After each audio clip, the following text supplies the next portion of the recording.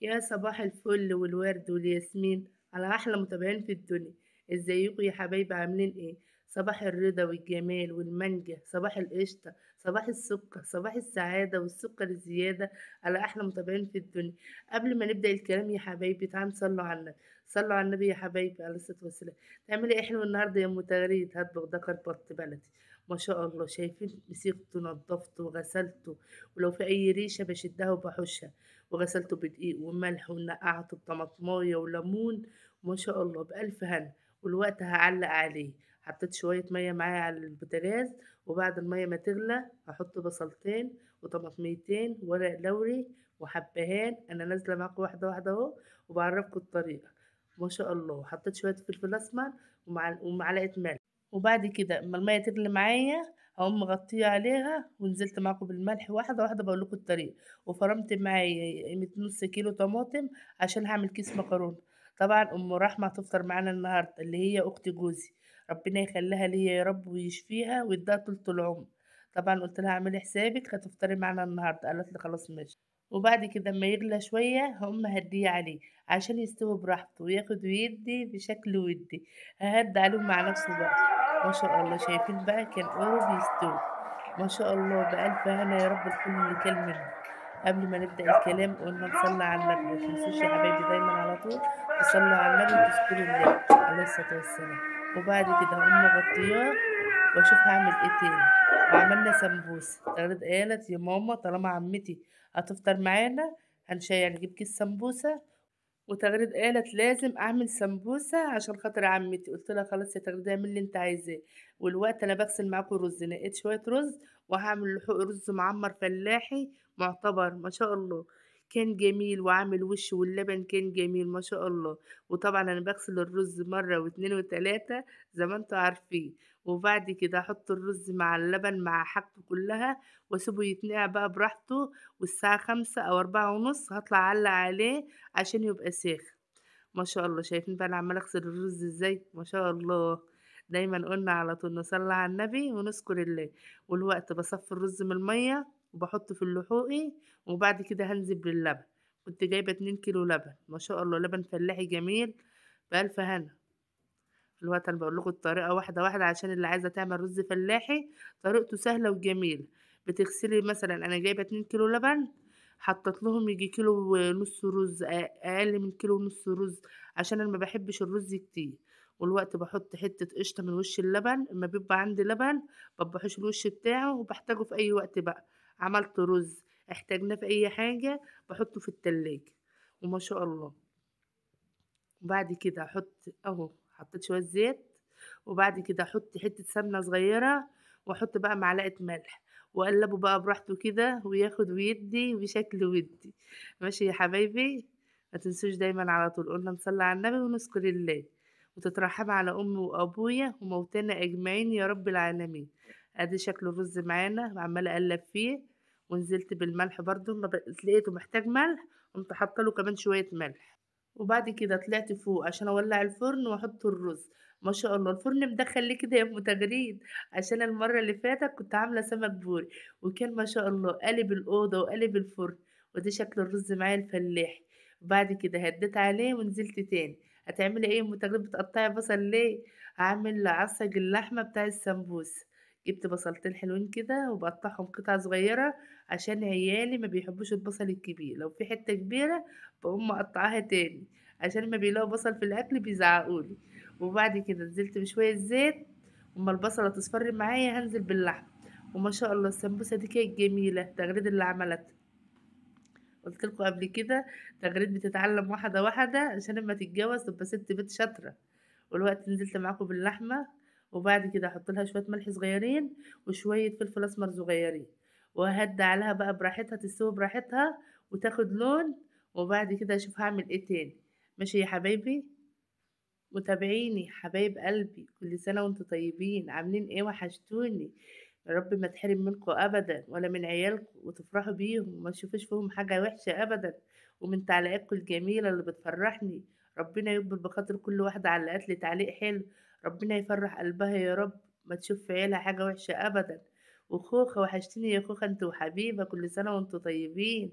عاملين إيه؟ ربنا يجعلها سنة سعيدة عليكم يا رب، وما تحرم منكم أبدًا، أبدًا، أبدًا، وتفضلوا منورين حياتي والقناة بتاعتي كده بتاع لقاكم الحلوة. والوقت تغريد اللحمة استوت، وقامت الوقت هي قالت أنا هاحشي السمبوسة، قُلت لها خلاص، كل واحد بيعمل حاجة، اللي بيقدر على حاجة بيعملها. بعد كده قُلت لها خلاص اعملي السمبوسة وأنا هاعمل السلطة. كل واحد بقى اللي وراه حاجة بيعملها. طبعًا المكرونة مش هاعملها إلا ساخنة، قُرب المغرب عشان تبقى ساخنة. ما عملتش إلا كيس واحد، عشان في رز معمّر وفي والوقت بقى تغليت حطت الجبنة الموتزاريلا واللحمة بعد ما اتعصجت، وبشرت عليها جزراية. ما شاء الله الجزراية دي ادت لها نفس وجميلة. انا بعمل معاك اهو يا ماما عشان ما تقوليش ان انا ما بعملش. قلت لها شاطرة يا تغريد، ايوه كده اعملي معايا، انت على ايد بتساعد. قالت لي خلاص يا ماما. الوقت بقى تفضل بقى براحتها تحشي الكمية اللي معانا لغاية ما تخلص خالص. ولو فاض حاجة هتعينها في التلاجة، هتحشيها وتحطها في الفريزر في قلب طبق بغطا وتعينها، ما بيجراش لها اي حاجه. وما شاء الله هي بقى عماله تحط بالمعلقه اهي وتحشي معاكو. ربنا يخليها لي يا رب، ما تحرم منها ابدا هي واخوها. شايفين بتتعلم واحده واحده، بتوريكوا الطريقه. الطريقه سهله وجميله وبسيطه. قومي يا حبيبتي انتوا وهي يلا اعملوا طبق سمبوس. وبعد كده تغريد قالت يا ماما انا هخلص السمبوسه كلها، ولو فاض حاجه هعينها في الفريزر، هعمل على قد الفطار، ولو فاض حاجه هعينها في الفريزر. قلت لها خلاص ماشي. قومي يلا يا بنوته يا حلوه اللي زي تغريد، قومي يلا اعملي طبق سمبوسه لمامتك كده. اهي بتعملها مثلثات حلوه ازاي. متابعينا حبايب قلبي، متنسوش دايما على طول الاشتراك في القناه وتفعلي الجرس عشان ينزلك كل جديد، ينزلك فيديوهات جديده. واهم حاجه اللايك، اهم حاجه اللايك، متنسيش اللايك. ماشي يا حبايبي. اهي هي بقى عمالة توريكم واحدة واحدة. هتفضل تحشي كل السمبوس. والله العظيم يا جماعة ما اقدر اقول لكم الفرحة اللي انا كنت فيها لما اختي جوزي طلعت فترت معانا قالت انا هطلع افطر معاكم النهارده. ما شاء الله الاكل كان كتير، وقلت لكم الاكل فضل تاني يوم.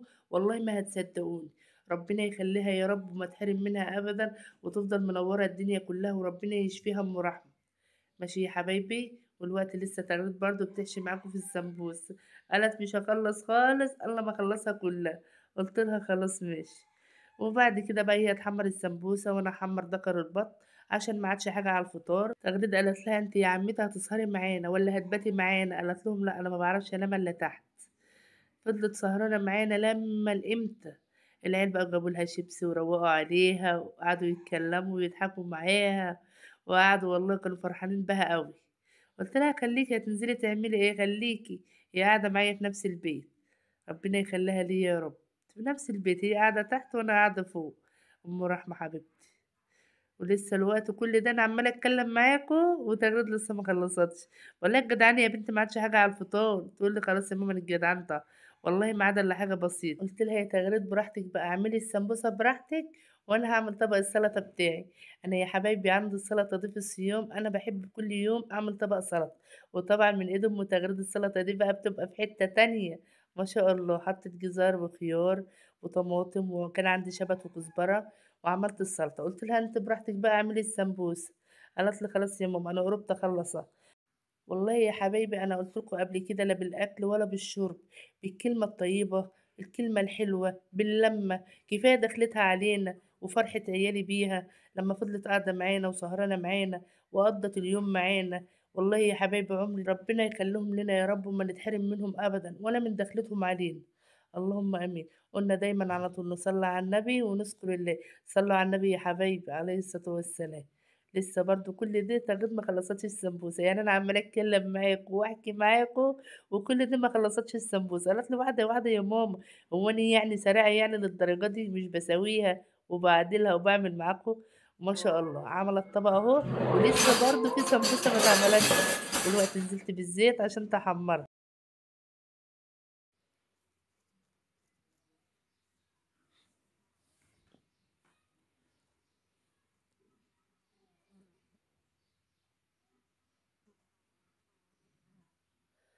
ما شاء الله. والوقت بقى تغيت حمرت السمبوسة، ودي لون السمبوسة معانا. ما شاء الله الجبنة الموتزاريلا عمالة تشد فيها، والأكل ما شاء الله. والوقت بقى قالت هحمرها كلها عشان اللي عايز ياكل منها ويشبع ياكل منها. قلت لها خلاص ماشي. ما شاء الله شايفين بقى هي عمالة توريلكوا ازاي، عمالة تفتح وتوريلكوا ازاي، تقول لكم ده عمايل ايدي، ماما ما عملتهاش انا اللي عملتها. قلت لها خلاص ماشي يا تغريد قولوا له.